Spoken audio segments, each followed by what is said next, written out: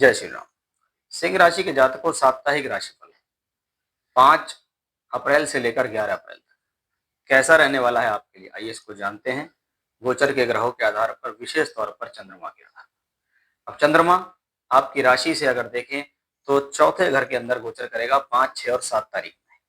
ये राशि से चौथा घर है और यहाँ पर चंद्रमा नीच का होता है। तो सबसे पहली बात, आपकी राशि है सूर्य की और सूर्य के लिए चंद्रमा मित्र है। तो पहली पॉजिटिविटी बात ये है, यहाँ पर चंद्रमा नीच के होते हैं।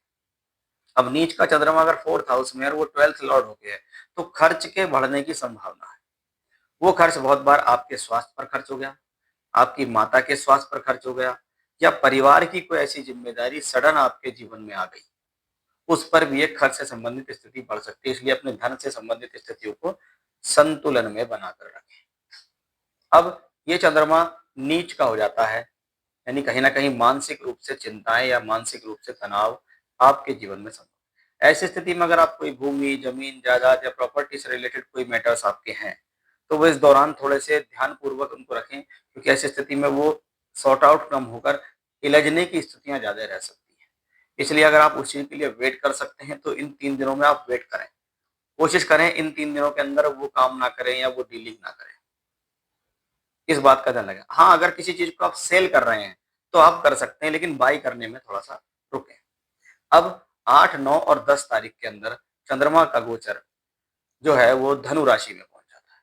अब धनु राशि राशि से 5वें घर की राशि है, पंचम भाव, उसमें बैठा हुआ शुभ ग्रह, तो शिक्षा, विद्या, बुद्धि, ज्ञान के लिए बेहतर है। गुरु ग्रह की दृष्टि इस पर है, गुरु 5वें घर के ही मालिक हैं, तो क्या है भाई, शिक्षा, विद्या, बुद्धि, ज्ञान के लिए ये स्थिति को बहुत अच्छा माना गया। ये स्थिति को आपकी एजुकेशन के लिए, आपकी शिक्षा के लिए, आपके ज्ञान के लिए बेहतर है। आपकी बुद्धि से और आपकी योजनाओं से लाभ देने का ये समय है। हालांकि शनि की दृष्टि भी इस पर है, जो आपको थोड़ा सा पैनिक कर सकती है, लेकिन जो काम कर रहे हैं, जो टारगेट आपके पास है, उसमें उसी तरीके से आप लगे रहिएगा। बाकी कोई ऐसी दिक्कत इससे आने वाली नहीं है। बहुत बार देखा जाता है क्योंकि चंद्रमा आपके 12वें घर के मालिक होकर यहाँ बैठे, इसलिए कहा जाता है कि ऐसी स्थिति में अगर कोई लॉस या कोई नुकसान है जीवन के किसी भी क्षेत्र में, तो उसके जिम्मेदार आप स्वयं हैं कि आप अपनी ही गलती से वो नुकसान कर गए। बहुत बार किसी लोभ लालच में आ गए और ज्यादा मिल जाए, या कोई शॉर्टकट अपना लिया, उससे आपको प्रॉब्लम हो सकती है।